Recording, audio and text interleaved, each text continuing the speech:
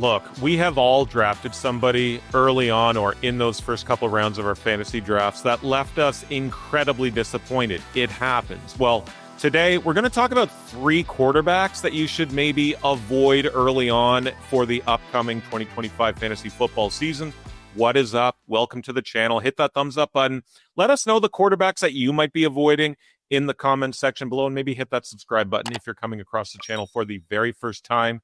If you are looking for a new place to play daily fantasy this year, may we suggest Underdog Fantasy. Use code UnderdogOS to receive 1,000 in bonus cash and a free pick. These bonuses do vary state to state, so just make sure that you check into it when signing up. I am Ninja from Oddshark. He is Nick Holtz. Nick, let's talk landmine quarterbacks. Who is first on your list? I know this pick is going to have a few people smirking at me, and he just married Haley Steinfeld. He's always a top 3 fantasy quarterback, and he's a monster. It's Josh Allen of the Buffalo Bills. And before you go talking about it with me, I mean, it's just this ADP that's putting me off, Andrew. You know, he's currently being drafted at 22, which makes him a second-round pick in a 12-team fantasy league. He's just a player to avoid for me there.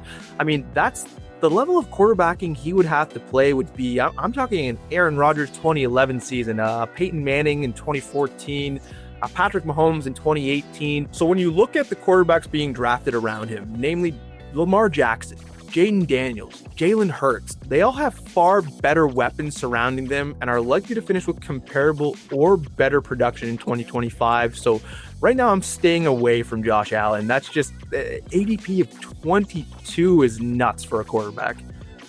Yeah, it's interesting. I mean, from a passing perspective, it's not like he set the league on fire or anything last year. The passing yards were way down by his standards.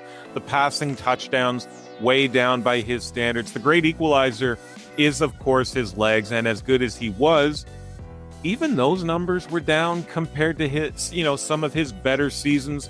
The rushing touchdowns were the second most of his career, but statistically, he regressed slightly. And I love Josh Allen, but it would be interesting to see if that trend continues. 10.5 rushing TDs on the board for Josh Allen over at DraftKings. So very interesting there. Who you got for number 2?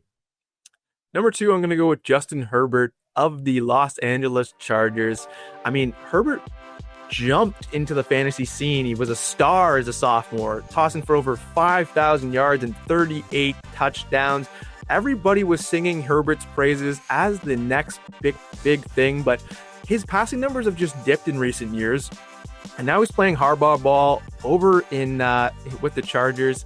Offensive coordinator Greg Roman loves to run the football. They signed Najee Harris and drafted Omarion Hampton this year, so that's unlikely to change in 2025. Herbert's now thrown for under 4,000 passing yards and just 25 touchdowns last year. He's failed to record a top 10 fantasy passing season over the past 3 years, and I just don't see how that changes. Honestly, his weapons have been upgraded slightly, but I think this is a running football team, and they want to run the football. That's what Harbaugh wants to do. He doesn't want Herbert out there throwing the ball 40, 50 times a game, and for fantasy purposes, you want a quarterback who is likely to do that. Yeah, I mean, given the nature of what they want to do on offense, yeah, I feel like this is a good pick. Personally, I've flip-flopped on this guy going back to Oregon. Sometimes I'm a huge fan. Other times, I'm lukewarm. Books don't seem too high on him in 2025 either. I mean, 3,600.5 passing yards, his number for 2025 over at DraftKings. Either side of that, -110. And to be honest, probably a fair number. Before we wrap here, as we said, use code UnderdogOS to get your sign-up bonus for Underdog. Or if you're looking for another DFS option, check out our reviews for DraftKings Pick 6 and DFS. And dabble in the description below. All right, Nick, wrap it up here. Who's number 3? Final quarterback on the list that I think you should avoid in fantasy is going to be Jared Goff of the Detroit Lions.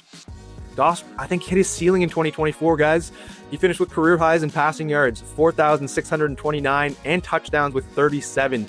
I still think he's a good quarterback, but that's about as good as it gets for a guy like Goff. I mean, he's just extremely unlikely to repeat those numbers going into 2025 because I think Detroit's offense regresses as a whole this year. they have to navigate losing Ben Johnson to the rival Bears. Plus, the Lions lost stalwart center Frank Ragnow to retirement and guard Kevin Zeitler in free agency. Interior pressure has just been a death knell for quarterbacks like Goff, who thrive in the pocket, so the O-line reshuffling is unlikely to help with that. And now you've got an almost entirely new offensive system for him to learn. They're going to try to build on what Johnson did there, but I doubt it'll be the exact same without Johnson calling the plays. So Amon-Ra St. Brown's already banged up. He just had knee surgery this offseason. And I think Jared Goff, outside of a Sean McVay and now Ben Johnson's system, is likely to struggle in 2025. At QB 10, I think you're drafting him at his ceiling, and he's likely to regress this season. Yeah, the loss of Ben Johnson is going to be very interesting. Such high highs last season watching this team play football, but how do they cope in a post-Ben Johnson era? Third hardest schedule as well, based off of 2024 win percentages. That's tough. 3,900 and a half passing yards on the board over at DraftKings in player futures markets.